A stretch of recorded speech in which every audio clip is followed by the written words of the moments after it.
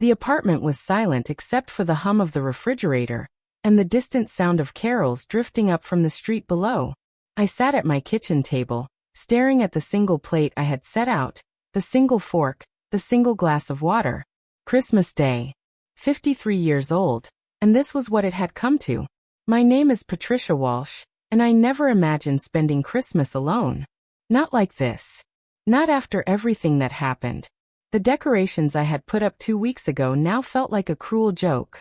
The small tree in the corner with its twinkling lights, the wreath on my door, the stockings I had hung out of pure habit, even though there was no one here to fill them. I had done it all thinking maybe, just maybe, things would be different this year. Before we jump back in, tell us where you're tuning in from. And if this story touches you, make sure you're subscribed because tomorrow, I've saved something extra special for you. They weren't. My daughter Olivia had called 3 days ago. I still remembered every word of that conversation. The way her voice sounded distant and rehearsed, like she had practiced what to say. Mom, I'm so sorry, but we're not going to make it for Christmas this year. Jason's family really wants us in Boston, and we promised them last year that we'd come. You understand, right? I had said yes. What else could I say? That I had been counting down the days? That I had already bought gifts for my grandchildren? Wrapped them in shiny paper with their names written in my best handwriting? That I had planned an entire menu, tested new recipes, cleaned the apartment until it sparkled? That this was supposed to be the year we reconnected after 18 months of barely speaking? I couldn't say any of that. So I said yes, I understand, and we hung up, and I stood in my living room wondering when I had become so easy to set aside. It wasn't always like this. There was a time when my home was the center of everything, when holidays meant a full house and laughter, and the kind of chaos that comes from too many people trying to cook in one kitchen. My late husband David and I had built that life together. We had raised Olivia in this very apartment, in this neighborhood in Brooklyn where we knew everyone's names and people still said hello on the street. David died 4 years ago. Heart attack. Sudden. One moment he was complaining about the crossword puzzle being too easy. The next moment he was on the floor and I was screaming for help and paramedics were rushing in. They tried. They really tried. But he was gone before we even got to the hospital. After that, everything changed. Olivia had her own life in Connecticut with Jason and the kids. She had her career as a marketing director, her book club, her yoga classes, her world that didn't include me except for obligatory phone calls every couple of weeks. We had grown apart, the way mothers and daughters sometimes do when life gets busy and grief makes everything harder. I tried to understand. I really did. She had lost her father. She was dealing with her own pain. But I had lost my husband, my partner of 28 years, and suddenly I was alone in an apartment that felt too big and too quiet. I needed her, but she needed space. So I gave her space. 18 months of it. This Christmas was supposed to be different. She had suggested it herself back in October. Mom, why don't we come to you this year? The kids would love to see Grandma's place, and we could do all the old traditions. I had been so happy I nearly cried. I started planning immediately, making lists, shopping early, trying to remember all the things Olivia loved as a child. Then came the call 3 days ago. Boston instead. Jason's family instead. Next year, she promised. We'll definitely come next year. I looked at the clock. 2 in the afternoon. Most families were probably finishing their Christmas lunch by now, or opening presents, or watching movies together on the couch. I had woken up this morning to silence. No excited grandchildren running in to see what Santa had brought. No smell of cinnamon rolls baking. No one. I had tried to make the best of it. I got dressed in something nicer than sweatpants. Even though no one would see me. I put on makeup. I made coffee.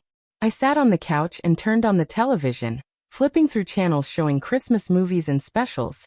Families gathered around dinner tables, children playing with new toys. I turned it off. The silence was better than watching other people's happiness. I thought about calling someone. My sister Ellen lived in Florida with her husband, and they had their own family gathering. My friend Margaret from the library where I volunteered had invited me to join her family, but I had declined, too proud to admit how alone I really was. I told her Olivia was coming. I had told everyone Olivia was coming.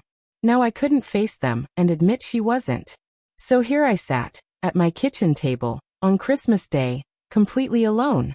I had made myself a sandwich for lunch. Turkey and cheese on wheat bread. Nothing special. I couldn't bring myself to cook a real meal. To use the recipes I had practiced. To set the table with the good china that was still packed away in boxes. What was the point? A sandwich was enough. More than enough. I was halfway through eating when my phone buzzed. A text message. For a brief, foolish moment, I thought it might be Olivia saying she had changed her mind, that they were on their way, that Christmas was saved. But it was just a promotional message from a store. 50% off all holiday decorations. I deleted it. The afternoon stretched ahead of me like an empty road. I considered going for a walk, but it was cold outside, and the streets would be full of families. I thought about reading, but I couldn't concentrate. I picked up my book 3 times and put it down 3 times, not remembering a single word. I washed my plate. I wiped down the counter. I reorganized the spice cabinet, even though it didn't need it.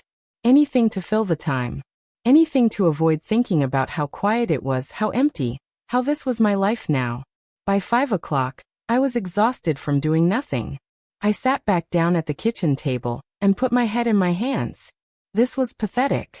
I was pathetic. A grown woman sitting alone in her apartment on Christmas, feeling sorry for herself. David would have hated seeing me like this. He always said I was the strongest person he knew. He would have told me to stop moping and do something, go somewhere, call someone. But David wasn't here. And I didn't feel strong. I felt forgotten. I thought about ordering dinner. At least that would give me something to look forward to, something to break up the endless quiet. I pulled out my phone and scrolled through delivery apps. Chinese food? Too depressing. Pizza? I had that last week. I kept scrolling until I found a place called Rosie's Kitchen that claimed to serve home-style cooking. Meatloaf, mashed potatoes, green beans. Comfort food. That seemed appropriate. I placed the order. 45 minutes, the app said. I set my phone down and stared at the wall. 45 minutes until food arrived. Then I would eat it. Then I would clean up. Then maybe I would take a bath and go to bed early, and this awful day would finally be over. The minutes crawled by. I turned on the radio, found a station playing jazz instead of carols. That was better. Less festive. Less of a reminder of what I didn't have. I sat on the couch and tried to relax, but my body felt tense, wound up, like I was waiting for something that would never come. At 5:40 my phone buzzed. Your order has arrived. I got up and walked to the door, relieved to have something to do, someone to interact with, even if it was just a delivery driver handing me a bag of food. I opened the door. A young man stood there, maybe 25, wearing a puffy jacket and a knit hat. He was looking down at his phone, frowning. He glanced up when I opened the door. You Patricia Walsh? He asked. Yes, that's me. He handed me a large paper bag, much bigger than I expected. Must be generous portions, I thought. That's something, at least. Thanks, I said, taking the bag. Merry Christmas. Yeah, you too, he said, already turning away, heading back down the hallway. I closed the door and carried the bag to the kitchen. The smell hit me immediately. Something rich and savory, but not quite right. Not like meatloaf and potatoes. I set the bag on the counter and opened it, pulling out containers. This wasn't my order. Inside were containers of what looked like homemade Italian food. Lasagna, garlic bread, a container of salad, another of what looked like tiramisu. And tucked between the containers was an envelope. A Christmas card. I pulled it out, confused. The front of the card showed a family of 4, all smiling, wearing matching red sweaters. Inside, someone had written in neat handwriting, Merry Christmas, Mom. We love you so much. Thank you for everything you do. We'll see you soon.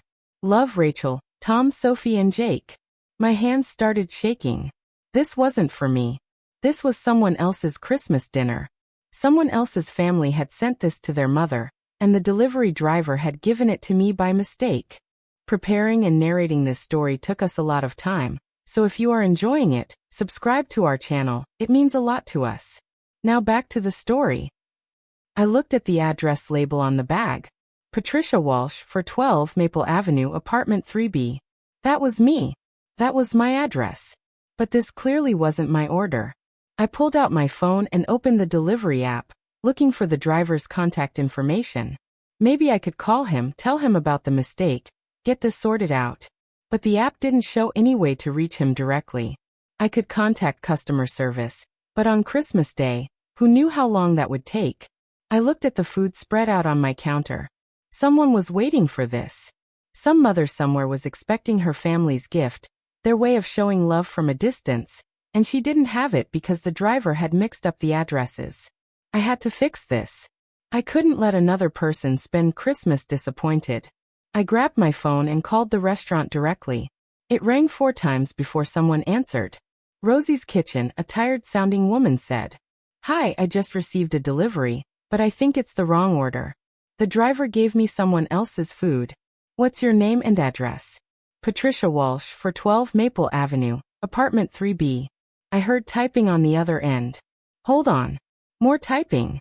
Yeah, you ordered the meatloaf special, right? Right. But I got lasagna and a Christmas card addressed to someone's mom. Oh no. The woman sighed. Okay, let me check. What does the card say? I read her the message from Rachel, Tom, Sophie, and Jake. More typing. Okay, I see what happened. We had 2 orders going out at the same time, both to women named Patricia. The driver must have grabbed the wrong bag for your address. Your order probably went to the other Patricia. Where does she live? I asked. Can I get her address? I can drive it over. I can't give out customer information, the woman said.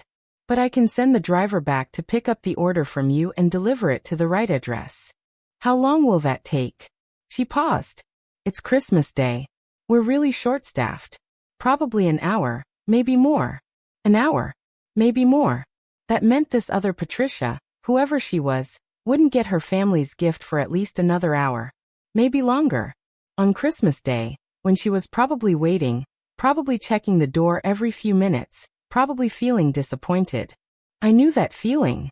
I was living that feeling. Can't you just tell me where she is? I asked. I'll take it myself right now. I have a car. It's no problem. The woman hesitated. I'm really not supposed to. Please, I said. I know what it's like to wait for something on Christmas and have it not come. Let me help. Another pause. Then quietly, for 28 Maple Avenue, apartment 5C. Same building as you, just different floor. I felt something shift in my chest. Same building. This other Patricia lived in the same building as me. We had been neighbors this whole time. And I never knew there was another woman with my name living 2 floors above me. Thank you, I said. I'll take it up right now. You're a good person, the woman said. Merry Christmas. I hung up and looked at the food again. The lasagna was still warm. The card was tucked back in the envelope. I carefully packed everything back into the bag, making sure nothing spilled. Then I grabbed my keys and my phone and headed out the door. The hallway was quiet. Most people in the building were probably with family or had traveled for the holiday. The elevator was empty when I stepped inside. I pressed the button for the 5th floor and watched the numbers light up as I ascended. 345. The doors opened, and I stepped out into a hallway identical to mine. Same beige walls, same worn carpet, same fluorescent lighting that flickered slightly. I found apartment 5C at the end of the hall and stopped in front of the door. I could hear music inside. Frank Sinatra, I think. White Christmas. I raised my hand to knock, then hesitated. What was I going to say? Hi, I'm the other Patricia, and the delivery driver mixed up our orders? Would she think I was strange, showing up at her door on Christmas Day? But she was waiting for this food.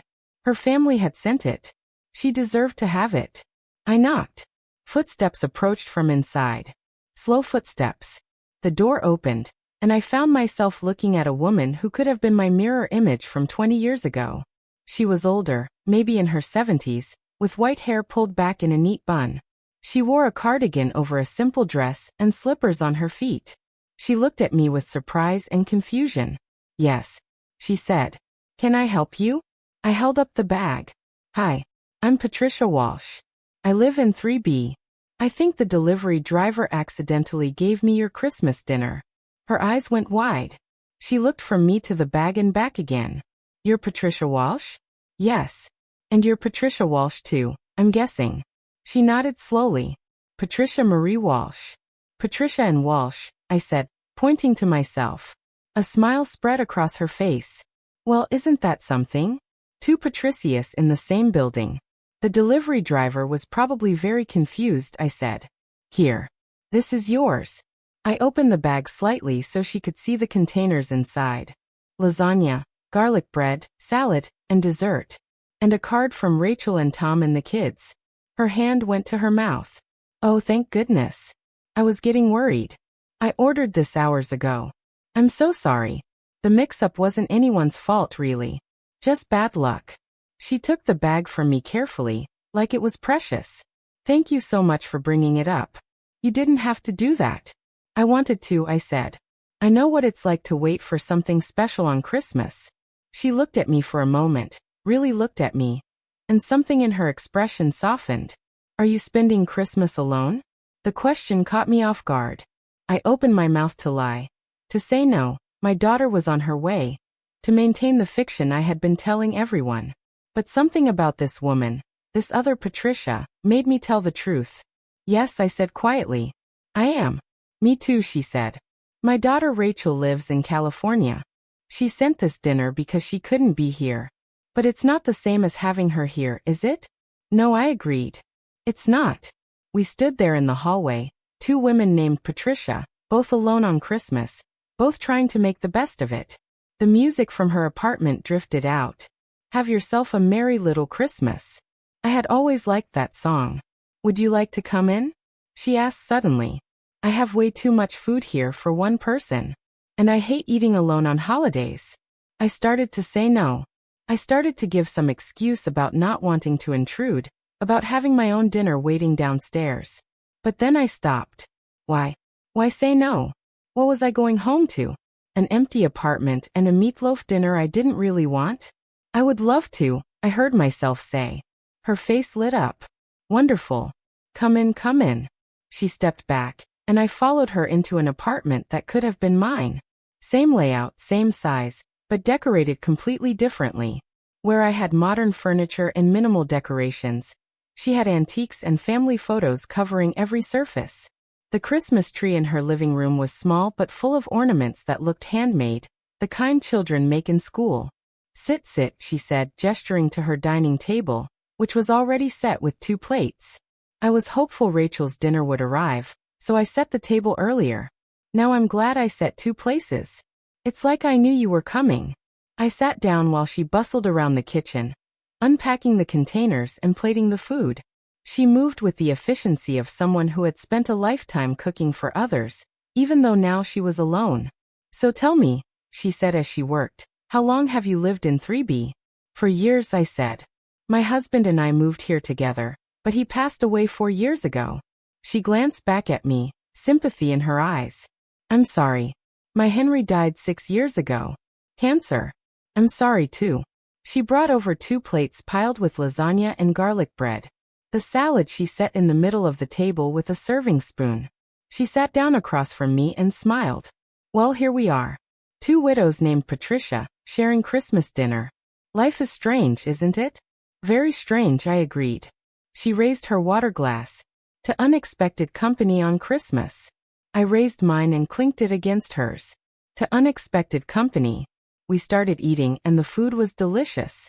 Homemade sauce, perfectly cooked pasta, just the right amount of cheese. Rachel clearly knew her mother's tastes. As we ate, we talked. Small talk at first. The weather, the neighborhood, the building management. But gradually, the conversation deepened. Patricia Marie, I learned, had been a teacher for 35 years. Elementary school, 2nd grade. She loved it, loved the kids, loved seeing them learn and grow. She retired 10 years ago, and now she volunteered at a literacy program, helping adults learn to read. She showed me pictures of her grandchildren, Sophie and Jake, who were in California with Rachel and Tom. They wanted me to move out there, she said. Rachel calls every week asking if I've thought about it. But this is my home. Henry and I were happy here. I'm not ready to leave yet. I understand that, I said. My daughter wants me to move closer to her in Connecticut. She says there's a nice senior community near her house. But I can't imagine leaving Brooklyn. Patricia Marie nodded. This is where our memories are. Our husbands, our lives. Moving would feel like leaving them behind. Exactly. We finished the lasagna and moved on to the tiramisu, which was rich and sweet and melted on my tongue. Patricia Marie made coffee, strong and black, and we sat at her table drinking it while the apartment grew dark outside, and the Christmas lights on her tree blinked on and off. Can I ask you something personal? Patricia Marie said after a while. Of course. Why are you really alone today? I don't mean to pry, but you seem like someone who should be surrounded by family. I set down my coffee cup and thought about how to answer. The truth felt too raw, too vulnerable. But something about this evening, about finding another Patricia in the same situation, made me want to be honest. My daughter was supposed to come, I said. She promised back in October. I've been planning for weeks. But 3 days ago, she called and said they were going to her husband's family instead. She said she was sorry, that we'd do it next year. But I don't know if we will. That must have hurt. It did. It does. I feel like I've lost her somehow. After David died, we grew apart. I tried to give her space to grieve, but the space just kept growing and growing until we barely talk anymore. This Christmas was supposed to fix that. You can't fix a relationship alone, Patricia Marie said gently. It takes both people wanting it. I know. But I'm her mother. Aren't I supposed to keep trying? You can keep loving her without destroying yourself in the process. You can keep the door open without standing in the doorway waiting forever. I felt tears prick my eyes. I blinked them back. I'm sorry. This is supposed to be a nice dinner, and here I am getting emotional. Don't apologize. Patricia Marie reached across the table and squeezed my hand. We're both alone on Christmas. We're allowed to be emotional. What about you? I asked. Do you feel like Rachel has pulled away? She thought about it. A little, yes. But it's different. She calls regularly. She sends things like this dinner. She invites me to visit. I think she feels guilty for living so far away, for not being here. But she has her own life, her own family. That's natural. I can't expect her to put her life on hold for me. I don't expect that either, I said. I just want to feel like I matter. Like I'm not just an obligation she checks off her list. You matter, Patricia Marie said firmly. You matter because you exist, not because of what you do for anyone else. That's something I had to learn after Henry died.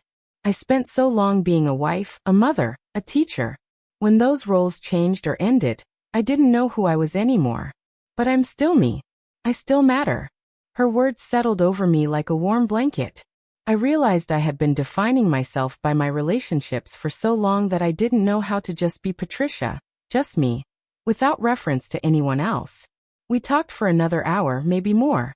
Patricia Marie told me about her work at the literacy program, about the students she worked with, about the satisfaction of watching someone read their first book. I told her about volunteering at the library, about the children's story time I led on Saturday mornings, about how much I loved seeing kids get excited about books. You should meet my friend Margaret, I said. She runs the literacy program at the library. You two would get along. I'd like that, Patricia Marie said. It's hard making new friends at our age. Everyone already has their circles. We could be friends, I said. We live in the same building. We could have dinner sometimes. Keep each other company. She smiled. I would like that very much. It was past 9 when I finally stood to leave. The evening had flown by in a way the rest of the day hadn't. I had forgotten to check my phone. Forgotten to feel sorry for myself. Forgotten everything except the conversation and the company. Thank you, I said at her door. This was the best Christmas gift I could have asked for. Thank you for bringing my dinner, she said. And for staying. I was dreading spending the whole day alone. We should do this again. Not just on holidays. Maybe once a week? I would love that. We exchanged phone numbers. I promised to call her in a few days to set up our next dinner. She promised to save me some of Rachel's cooking the next time a care package arrived. We hugged, awkward at first, then warmer, like old friends instead of brand new ones. I took the elevator back down to my floor, but instead of feeling heavy and sad, I felt lighter. The day that had started so lonely and hopeless had ended with connection, with friendship, with the understanding that I wasn't as alone as I thought. When I got back to my apartment, my meatloaf dinner was waiting on my doorstep. The delivery driver must have realized his mistake and brought it while I was upstairs. I brought it inside and put it in the refrigerator. I would eat it tomorrow. Tonight, I was full. Not just from lasagna and tiramisu, but from something deeper. I looked around my apartment, at the decorations I had put up for a family that didn't come. Instead of taking them down in defeat, I left them up. They weren't a reminder of what I lost anymore. They were just decorations. Pretty lights and cheerful colors. They could be for me instead of for someone else. I made myself a cup of tea and sat on the couch, pulling a blanket over my legs. My phone buzzed. A text from Olivia. "Merry Christmas, Mom. Hope you had a good day. Love you." I stared at the message for a long moment. Part of me wanted to tell her how much she had hurt me, how alone I had been, how disappointed. But Patricia Marie's words echoed in my head. You can keep loving her without destroying yourself in the process.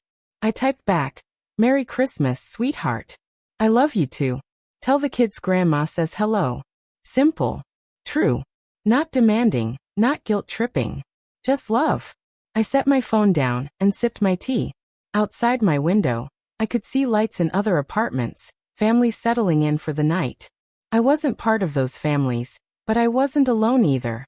Upstairs, Patricia Marie was probably drinking her own cup of tea, maybe thinking about our evening together. We had found each other by accident, by a delivery driver's mistake, by the strange coincidence of sharing a name. Tomorrow, I would wake up and the holiday would be over. I would go back to my regular life, my routines, my volunteering. But something had changed. I had made a friend. I had opened myself up to connection when it would have been easier to stay closed off and bitter. And maybe that was the real gift of Christmas. Not the presents under the tree or the family gathered around the table, but the unexpected moments of grace that showed up when you least expected them. The reminder that even in loneliness, there was possibility. Even in disappointment, there could be joy. I finished my tea and got ready for bed. As I turned off the lights and climbed under the covers, I thought about the delivery driver who had mixed up the bags. He probably had no idea what he had set in motion. Such a small mistake. Such a big impact. I fell asleep that night thinking about Patricia Marie's apartment, the photos on her walls, the stories she had told. Tomorrow, I would call Margaret and see about introducing them. I would check on my new friend, make sure she was doing okay. I would start building something new. Because that's what you do when life gives you unexpected deliveries. You don't send them back. You open them up and see what's inside. Sometimes, you find exactly what you needed all along. The morning after Christmas, I woke to sunlight streaming through my bedroom window and the sound of garbage trucks making their rounds. For the first time in weeks, I didn't feel the immediate weight of dread settling over me. Something had shifted. The apartment was still quiet, still empty of the family I had wanted there, but it felt different somehow. Less like a tomb and more like just a space where I happened to live. I made coffee and sat at my kitchen table, looking at my phone. There were a few messages from friends wishing me well, a forwarded meme from my cousin in New Jersey, and nothing from Olivia. I had expected that.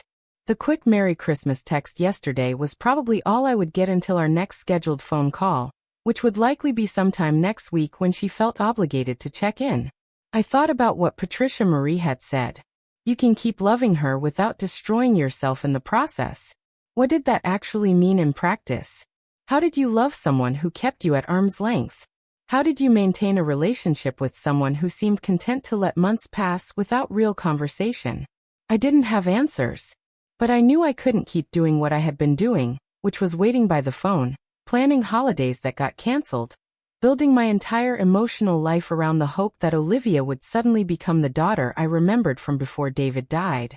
My phone rang, startling me out of my thoughts. I looked at the screen. Patricia Marie. "Good morning," I answered. "Good morning, dear." Her voice sounded cheerful, energized.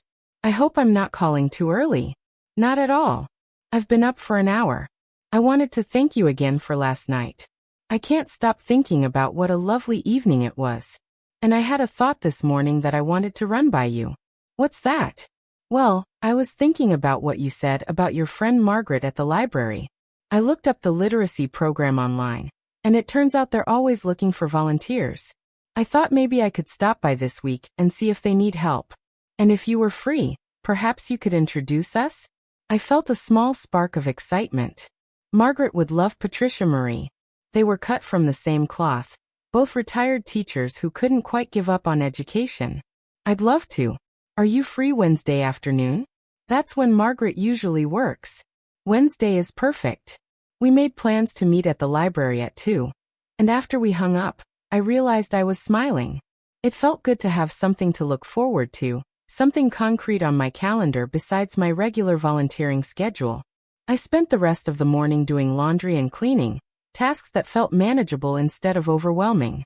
Around noon, I decided to venture out for a walk.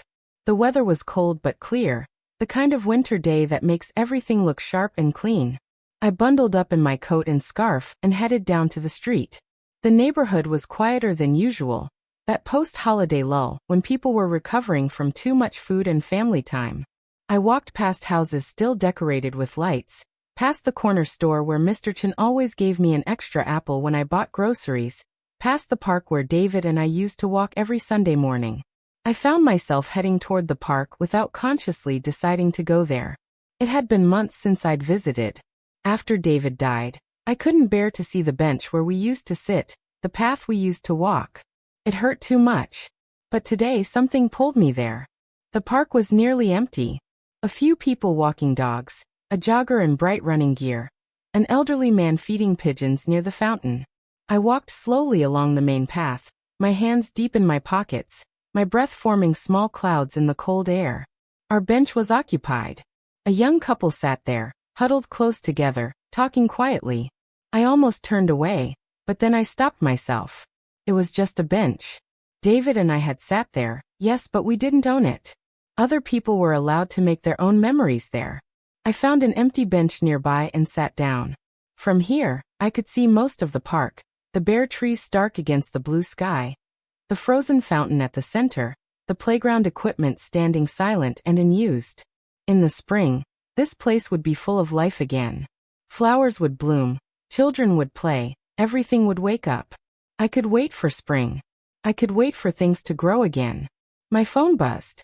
A text from a number I didn't recognize. Hi Patricia, this is Rachel, Patricia Marie's daughter. My mom gave me your number. I wanted to thank you for spending Christmas with her. She called me this morning and couldn't stop talking about her new friend. It meant the world to her, and to me. Thank you for your kindness. I read the message twice, feeling warmth spread through my chest. I typed back, it was my pleasure. Your mom is wonderful. I'm grateful the delivery got mixed up, or we might never have met. Rachel responded immediately. Funny how the best things sometimes come from mistakes.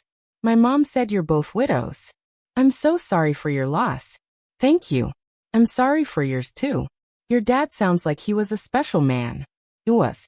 Mom keeps his memory alive in everything she does.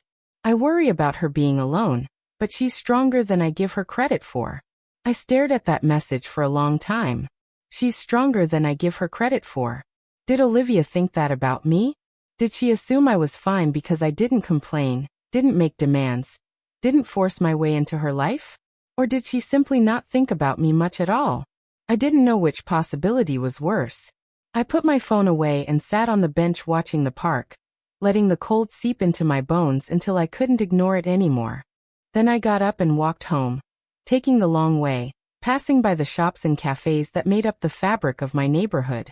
At the corner near my building, I ran into Mrs. Rodriguez, my neighbor from the second floor. She was carrying bags of groceries, struggling with the weight. Let me help, I said, taking one of the bags from her. Oh, Patricia, thank you. Her face was flushed from exertion. These got heavier between the store and home.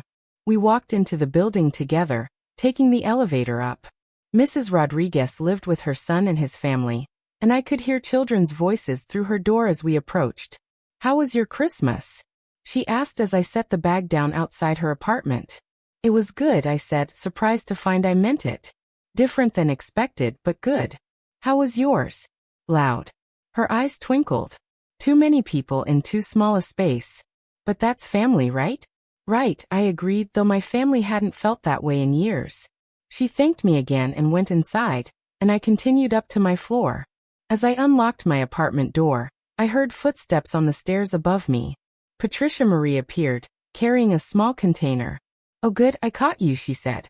"I made too much coffee this morning, and thought you might want some of the tiramisu that was left over. I'll never eat it all myself." "You didn't have to do that." "I wanted to. Besides, neighbors should look out for each other."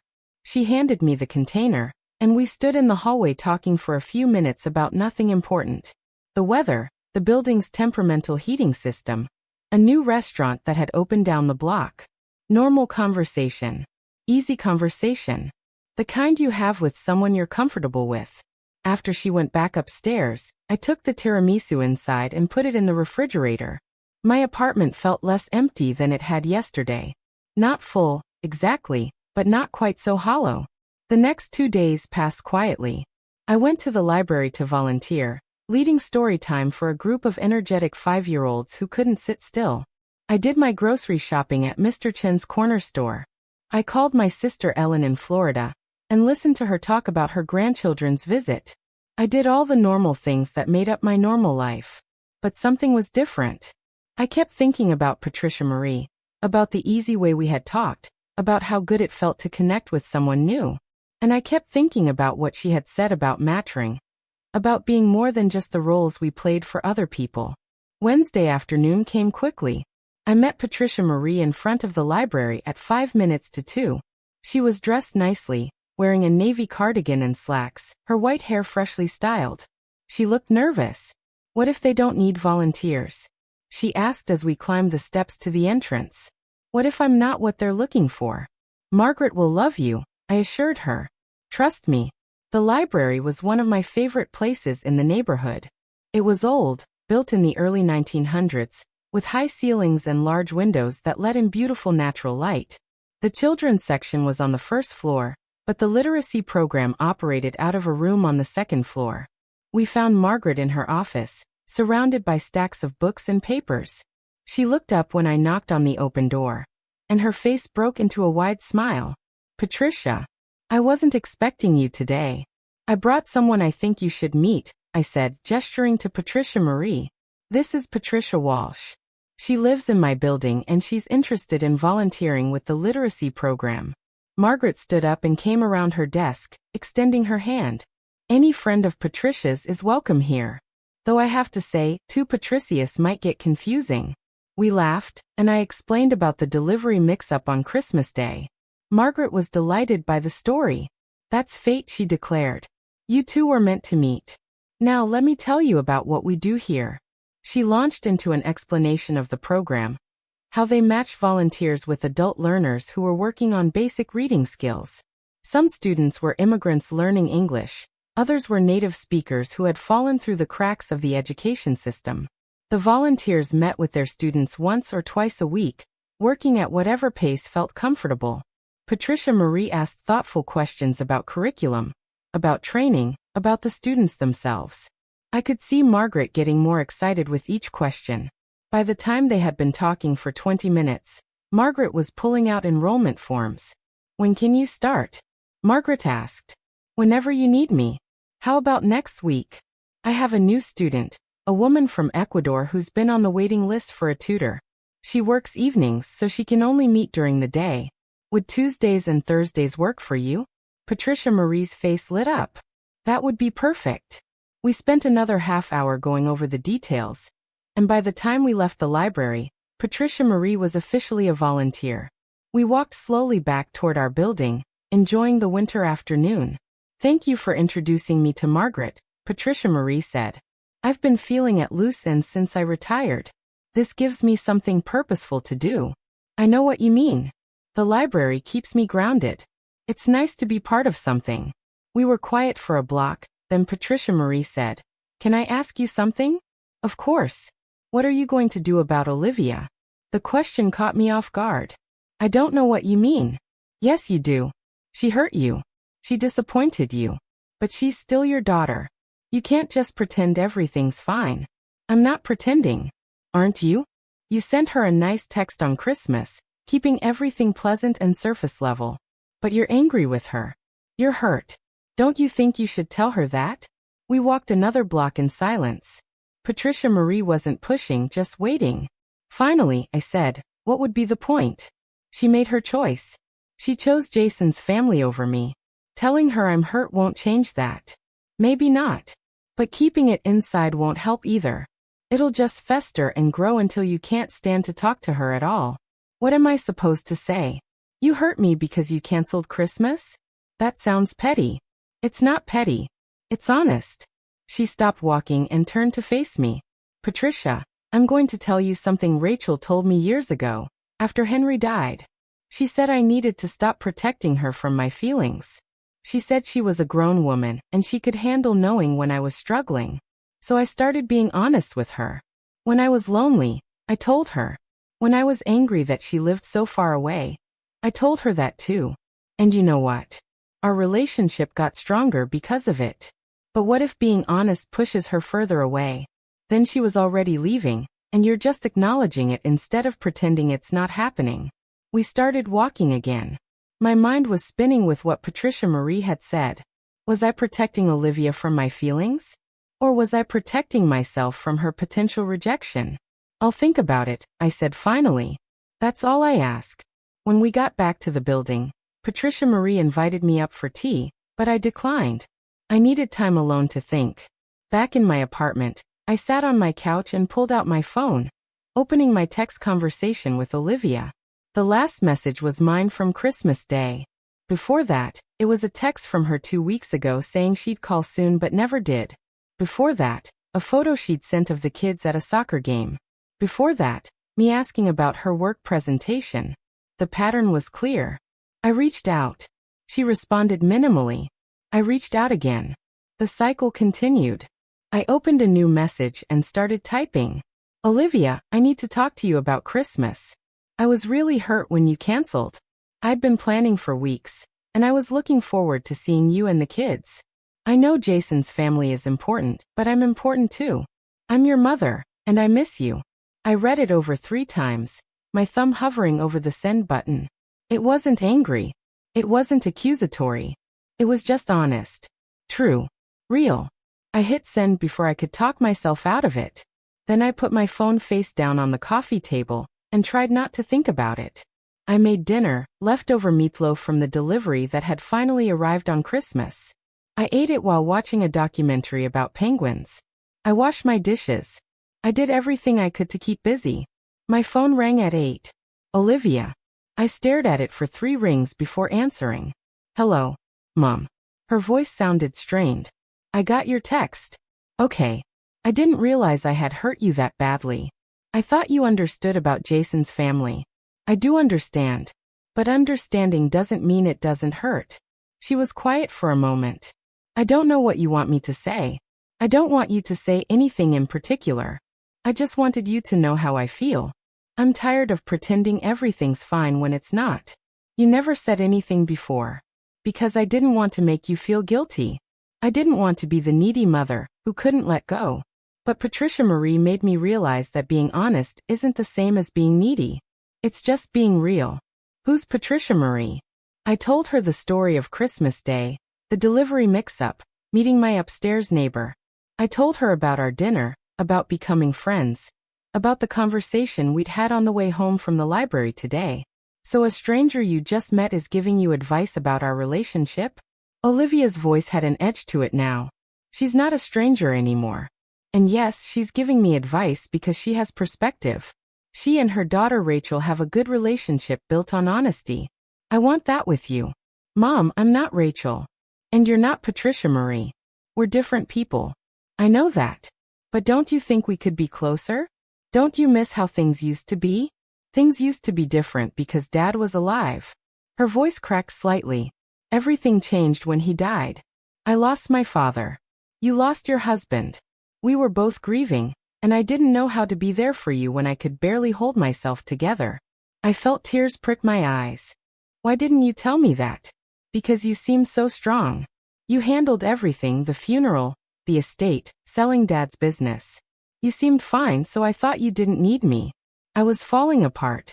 I just didn't want to burden you with it. And I was falling apart too. I just didn't want to burden you with it. We sat in silence, both of us crying quietly on opposite ends of the phone. The truth hung between us, raw and painful.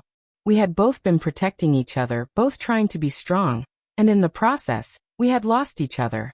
I miss you, I finally said. I miss my daughter. Not just at Christmas, but all the time. I miss you too, Mom. But I don't know how to fix this. I don't know how to bridge the gap. Maybe we start by being honest. By telling each other when we're hurt or lonely or angry instead of pretending everything's okay. That's scary. I know.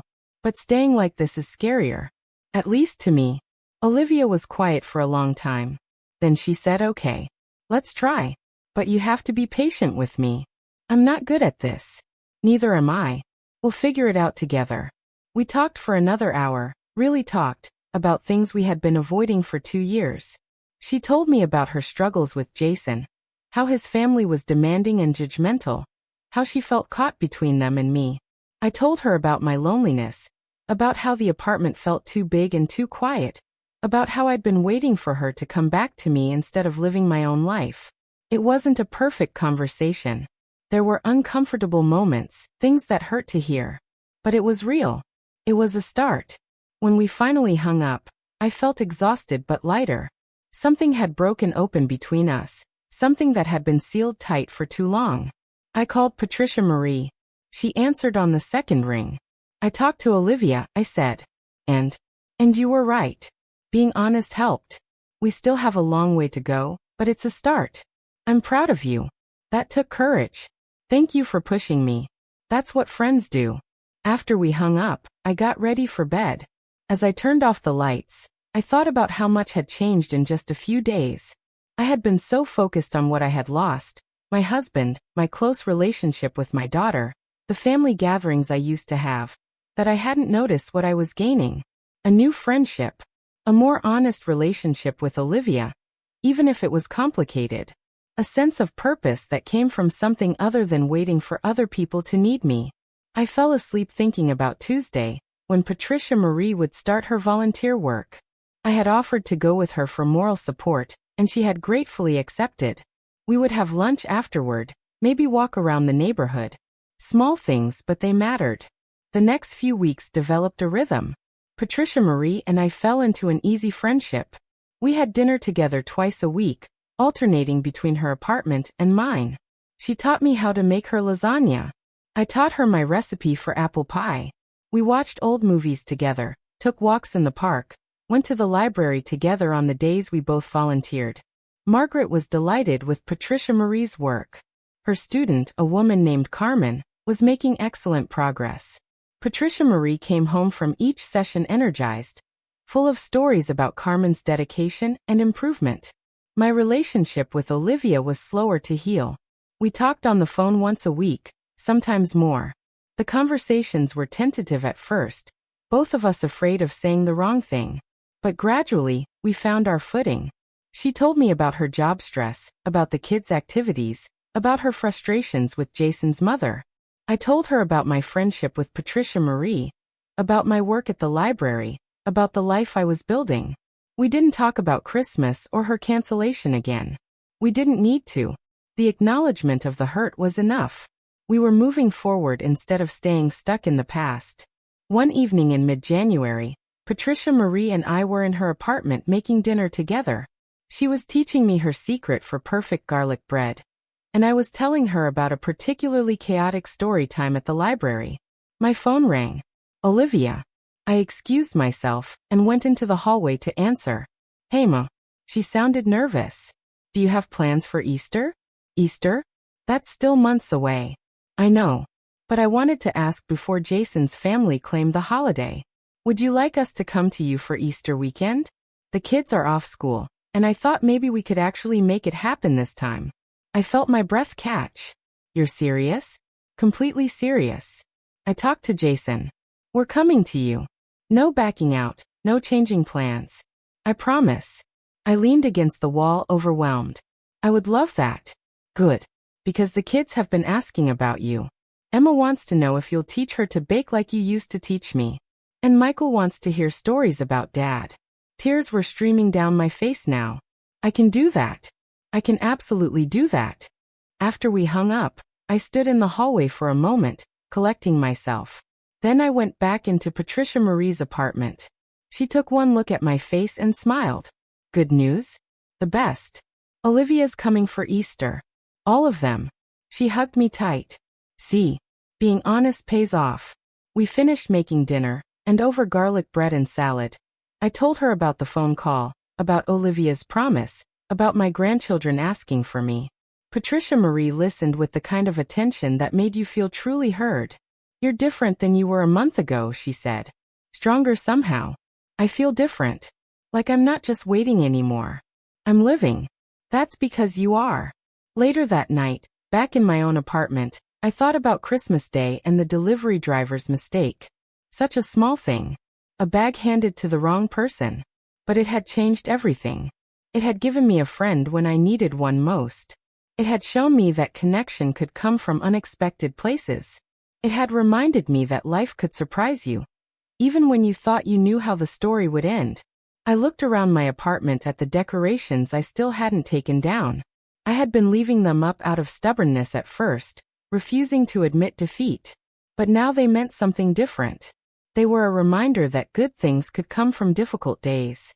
That mistakes could turn into blessings. That the delivery you didn't order might be exactly what you needed. I would take the decorations down this weekend. Not because they made me sad, but because their purpose was complete. Christmas was over. A new season was beginning. And I was ready for it. February arrived with a cold snap that froze the sidewalks and sent everyone hurrying indoors. Patricia Marie and I had developed a routine of Wednesday afternoon tea at her place, where we would sit by her window watching the neighborhood go about its business while we talked about everything and nothing. I told her about the plans forming for Easter, how I had already started a list of meals to prepare, activities for the grandchildren, ways to make the weekend special without overwhelming everyone. She listened patiently, then gently suggested I might be overdoing it again. You're planning like you're hosting royalty, she said, stirring honey into her tea. They're coming to see you, not to inspect your cooking skills. I know, but I want everything to be perfect. Why? Will they love you less if the roast is dry, or the house isn't spotless? I set down my cup. Of course not. But this is my chance to show them I can still create a home worth coming to. Patricia Marie gave me a long look. You already have a home worth coming to. You just need to believe that. Her words stayed with me all week. I found myself examining my motivations, questioning why I felt this constant need to prove my worth through elaborate meals and perfect hosting. Was I trying to earn Olivia's love? Or was I trying to prove to myself that I still mattered? The following Tuesday, Patricia Marie had her session with Carmen at the library. I met them afterward, as had become my habit. Carmen was a slight woman in her 40s with kind eyes and a shy smile. Her English was improving rapidly, and she was beginning to read simple books to her young son. Miss Patricia is best teacher, Carmen told me in careful English. She very patient. Never make me feel stupid. Patricia Marie beamed. Carmen is a wonderful student. She works harder than anyone I've ever taught. We walked Carmen to the bus stop, then headed to a small cafe nearby. Over coffee and pastries, Patricia Marie talked about how rewarding the tutoring was, how it gave her a sense of purpose she hadn't felt since retiring. I've been thinking about something, she said, breaking off a piece of her scone. Rachel called last night. She's been asking again about me moving to California. Are you considering it? Part of me is. I miss her. I miss my grandchildren. But another part of me feels like I'm finally building something here. I have the tutoring, I have you, I have a life that's mine. Moving would mean starting over again. What did you tell her? That I needed time to think about it. She wasn't happy, but she understood. She pointed out that I'm getting older, that it might be easier to make the move now than in a few years when I might need more help. She's not wrong about that. I know. But I'm not ready to make decisions based on what might happen someday. I'm 74 years old. I could have another 20 good years, or I could have 2. Nobody knows. I don't want to spend whatever time I have left doing what other people think is best for me. I thought about my own life, about how much of it I had spent trying to meet other people's expectations. Being the perfect wife, the perfect mother, the perfect volunteer. When had I last done something just because I wanted to, without worrying about whether it was the right thing or the smart thing, or the expected thing? Can I tell you something? I said. I've been feeling restless lately. Like there's something I'm supposed to be doing, but I don't know what it is. What do you mean? I love the library. I love story time with the children. But it's only a few hours a week. The rest of the time, I'm just filling time. Cleaning my apartment, running errands, watching television. I feel like I'm waiting for my real life to start again, but I don't know what that real life looks like anymore.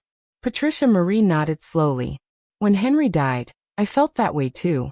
Like I was in limbo, waiting for someone to tell me what to do next. But nobody did. I had to figure it out myself. How did you do it? I made a list of things I had always wanted to do, but never had time for. Learning to paint, taking a cooking class, traveling to places Henry never wanted to go. Then I started doing them, one at a time. Some of them I loved. Some of them weren't for me. But the point was I was choosing. I was living instead of waiting. That night, I sat at my kitchen table with a blank piece of paper and a pen. At the top, I wrote, things I want to do. Then I stared at the blank page for 20 minutes, unable to think of a single thing. The realization was startling. I didn't know what I wanted. I had spent so many years being what other people needed that I had lost track of my own desires. What did Patricia and Walsh want, separate from being a wife or mother or volunteer? I forced myself to write something, anything. Travel. It was vague, but it was a start. Where did I want to travel? I wrote, Ireland. David had always wanted to go to Italy, so we had planned trips there. But I had always been curious about Ireland, the green hills and ancient castles and literary history.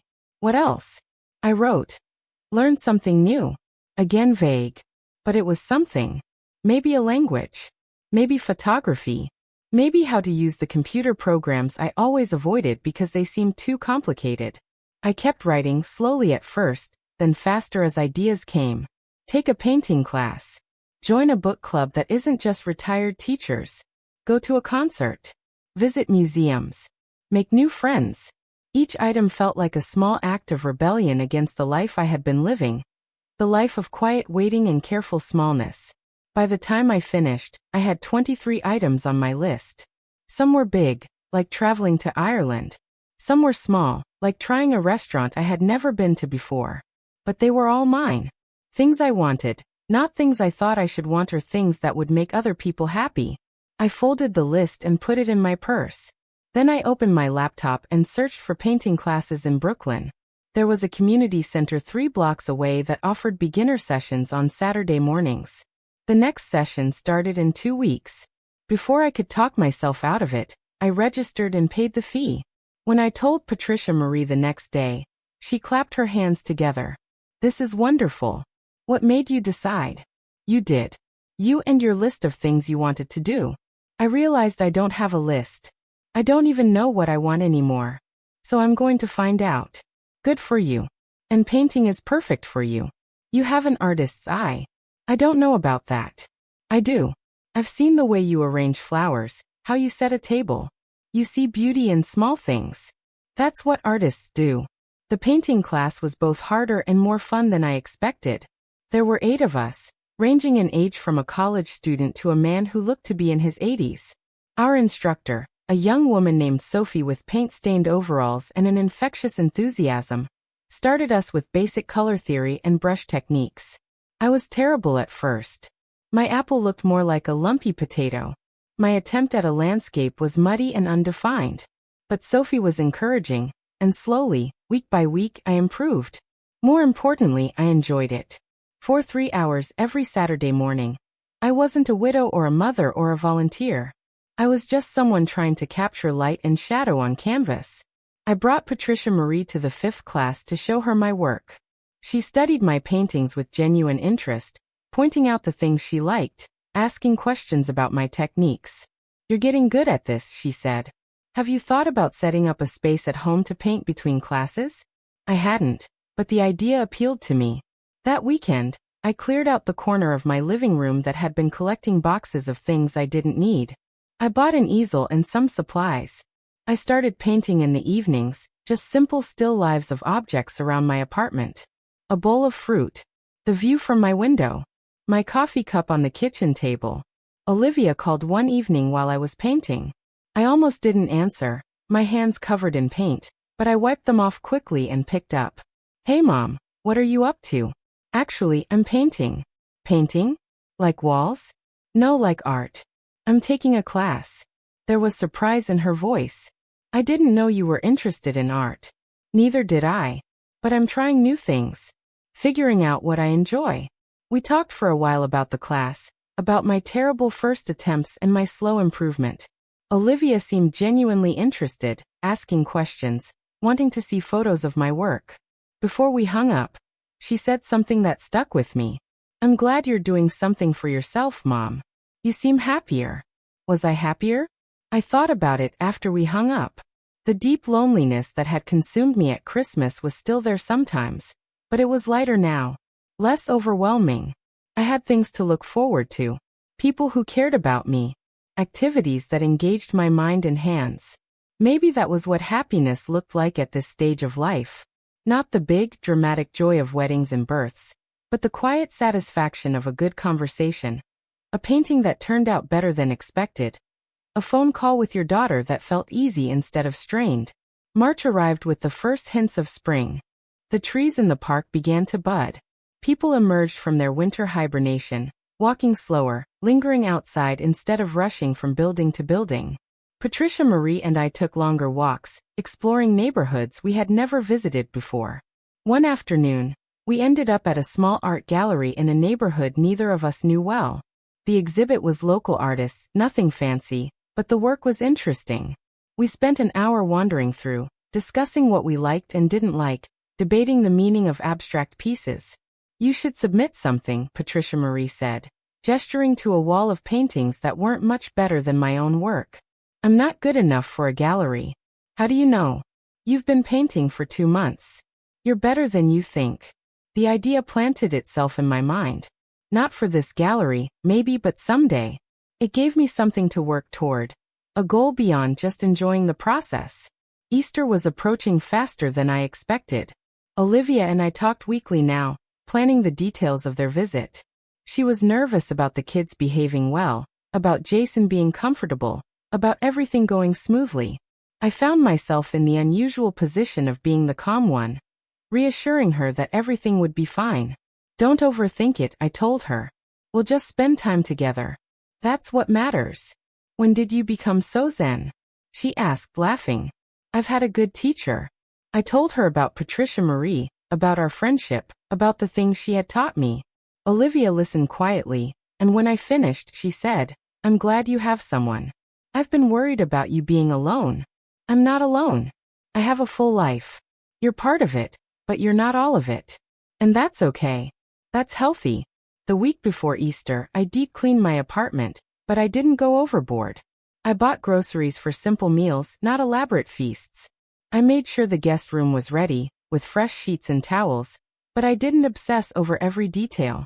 I was learning to let go of perfection, to trust that love didn't require performance. Patricia Marie helped me bake hot cross buns the day before Olivia's arrival. We worked side by side in my kitchen, our hands covered in flour, talking about nothing important.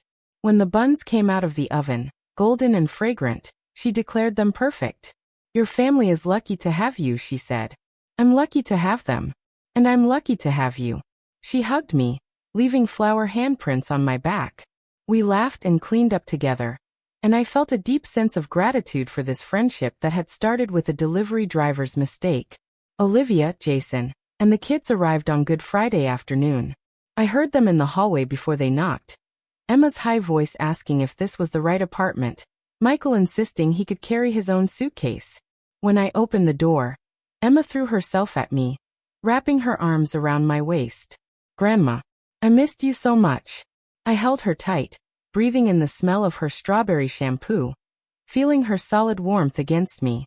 Michael hung back, suddenly shy, but I pulled him in for a hug too. He tolerated it for exactly 3 seconds before wriggling away to explore the apartment. Olivia stood in the doorway, looking uncertain. I stepped forward and hugged her, really hugged her. the way I used to when she was young and needed comfort. She hugged me back, and I felt her relax against me. "Welcome home," I said. Over the next 3 days, we settled into an easy rhythm. The apartment was crowded with 5 of us, but it was a good kind of crowded. The kids set up camp in the living room with their toys and books. Jason, who I had always found difficult to talk to, surprised me by being interested in my painting. He looked through my canvases with genuine attention, asking questions about technique and inspiration. Olivia and I cooked together, working side by side the way we used to before she moved away. We fell into old patterns, her chopping vegetables while I prepared the meat, both of us talking about random things. She told me about her job, about the politics at her company, about her frustrations and small victories. I told her about the library, about Patricia Marie, about my painting class. On Saturday afternoon, I took the kids to the park while Olivia and Jason had some time alone. Emma held my hand as we walked, chattering about school and her friends and the book she was reading. Michael ran ahead, then back, then ahead again, unable to contain his energy. We ended up at the playground. The kids ran off to the swings, and I sat on a bench watching them. The sun was warm on my face. The air smelled like growing things. Spring was here, finally, after a long winter. My phone buzzed. A text from Patricia Marie. "How's the visit going?" I typed back, "Wonderful. Better than I hoped. I'm so happy for you. You deserve this." Watching my grandchildren play, listening to their laughter, I felt a fullness in my chest that I hadn't felt in years. This moment was enough. Not perfect, but enough.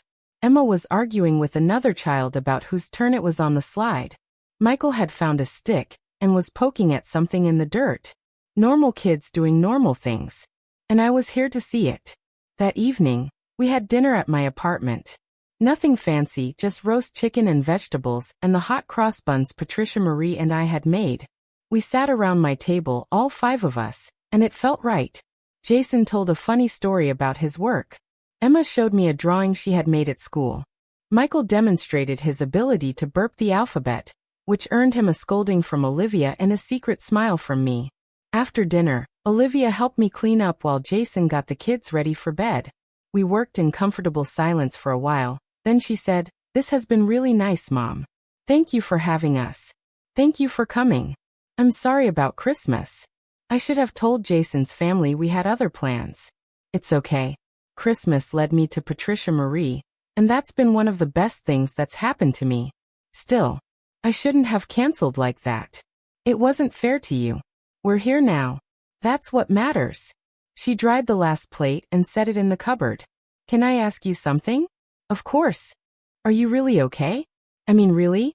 Because you seem different. Stronger somehow. But I want to make sure you're not just putting on a brave face." I thought about her question. Was I okay? The loneliness was still there. The grief over losing David hadn't disappeared. The apartment was still too quiet most days. But I had learned to live with those things instead of being crushed by them. "I'm okay," I said. "Not every day, but most days. I'm learning to build a life that's mine, not just one where I'm waiting for other people to include me. I'm proud of you." Those 4 words, so simple, meant more than she could know. I hugged her, and we stood in my kitchen holding each other, mother and daughter, finding our way back to each other step by step. Easter Sunday was sunny and mild. We went to the park again, all of us this time, and had a small egg hunt for the kids. I had hidden plastic eggs filled with candy around the playground area, and Emma and Michael raced to find them, their baskets swinging wildly. Afterward, we had lunch at a restaurant Patricia Marie had recommended. The food was good, the service was friendly, and the kids behaved well enough that we weren't embarrassed. On the walk home, Emma slipped her hand into mine. "Grandma, can we come visit again soon?" "I would love that. Maybe in the summer? We could go to the beach." "That sounds perfect." That evening, Patricia Marie came down to meet everyone. She brought a chocolate cake she had baked, and we all squeezed around my table once more. She charmed the kids with stories about growing up in Brooklyn, when it was a completely different place. She talked to Jason about his work, and made him laugh with her dry observations. She and Olivia hit it off immediately, bonding over their shared concern for me. After they left, Patricia Marie stayed to help clean up. "Your family is lovely," she said. Thank you. They are. And Olivia is a wonderful young woman. You raised her well. We raised each other, I think. She smiled. That's the best kind of relationship. They left on Monday morning, early enough to beat the traffic, but late enough that we could have breakfast together. The kids hugged me tight. Jason shook my hand, then awkwardly hugged me too. Olivia held me for a long time. We'll call you this week, she promised. And we really will come back in the summer. I believe you. After they left, the apartment felt empty again.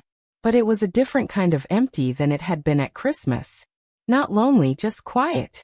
I cleaned up the breakfast dishes and put away the extra sheets and towels. Then I sat on my couch with a cup of tea and thought about the weekend. It had been good. Really good. Not perfect. There had been small tensions, moments of awkwardness, times when old patterns tried to reassert themselves. But overall, it had been exactly what I needed. Proof that my relationship with Olivia was healing. Evidence that I could have my family in my life without making them my whole life. Patricia Marie came down that afternoon. We sat in my living room, and I told her about the visit, about the moments that had meant the most to me. I'm so glad it went well, she said. You deserve happiness. So do you. Have you decided about California? She sighed. I'm going to tell Rachel no. Not forever, maybe, but for now. I'm not ready to leave. I have too much here that matters to me. She'll understand. I hope so. We sat in comfortable silence for a while. Outside my window, the afternoon sun slanted across the buildings. Spring was fully here now. The world was waking up again. I've been thinking about Christmas, I said. About that delivery mistake. Best mistake that ever happened. I laughed. Agreed. But I've been thinking about how we never thanked the delivery driver. He probably has no idea what he set in motion. We could track him down. Or we could just pay it forward. Do something kind for someone else and hope it ripples out the way our meeting has rippled through our lives. Patricia Marie smiled. I like that idea. We spent the rest of the afternoon planning small acts of kindness we could do. Nothing dramatic, just simple things. Bringing coffee to the postal worker who delivered our mail. Leaving books on the free library stand in the park. Volunteering together for a community cleanup day. Small gestures that might mean something to someone, the way a mixed-up delivery had meant everything to us. That night, I pulled out my painting supplies and started a new canvas. Not a still life this time, but something from memory. The park in winter, snow on the bare branches. A single bench where two strangers might meet and become friends. I worked slowly, carefully, trying to capture not just what it looked like but what it had felt like. That moment of connection when you realize you're not as alone as you thought. The painting took me 3 weeks to finish. It wasn't perfect. The perspective was slightly off, and the snow didn't look quite right. But it was mine and it meant something to me. When I showed it to Sophie at my painting class, she suggested I submit it to a local art show for amateur artists. I'm not ready for that, I said. You're more ready than you think. I took the information home and thought about it. The old me would have dismissed the idea immediately, too afraid of rejection or judgment. But I was trying to be braver now, trying to take chances even when they scared me. I submitted the painting. 2 weeks later, I got an email saying it had been accepted. The show would run for a month at a community center in Park Slope. There would be an opening reception where the artists could talk about their work. I told Patricia Marie immediately. She insisted we celebrate with dinner at a nice restaurant. Over pasta and wine. She raised her glass. To new beginnings, she said. To second chances and unexpected friendships and the courage to try new things. To delivery drivers who make mistakes, I added. We laughed and clinked our glasses together. Around us, the restaurant hummed with conversation and life. I looked at my friend across the table, this woman I had known for only a few months, but who had become so important to me. And I felt grateful. Grateful for the mistake that brought us together. Grateful for her wisdom and kindness. Grateful for the way she had helped me find myself again. The opening reception was on a Friday evening in May. Olivia couldn't come. It was too far on a work night. But she sent flowers and a card that made me cry. Patricia Marie came, of course, dressed in her best outfit and beaming with pride. Margaret came from the library. Carmen, Patricia Marie's student, came with her husband and son. Even Mrs. Rodriguez from the second floor showed up, saying she wanted to see what her neighbor had been up to. My painting hung on the wall with about 30 others. Next to it was a small card with my name and the title I had given it.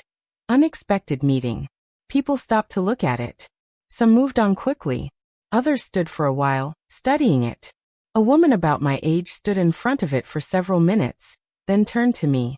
"Did you paint this?" "Yes. It's beautiful. It makes me think of my own life, the people who came into it when I least expected them. That's exactly what I was trying to capture." We talked for a few minutes, and when she moved on, I felt a deep satisfaction. My painting had connected with someone, had made them feel something. That was all I could ask for. Patricia Marie found me near the end of the evening. "Ready to go?" "Almost. I want to look at everything one more time." We walked slowly through the gallery, looking at all the paintings. Landscapes and portraits, abstracts and still lives. Work by people like me who were learning, finding their creative voice. We were all amateurs, all imperfect. But we were all brave enough to put our work out there for others to see. Outside, the evening air was warm and sweet. Patricia Marie and I walked slowly toward the subway, neither of us in a hurry to end the night. "How does it feel?" she asked. "Being an artist with work in a show? Terrifying and wonderful at the same time.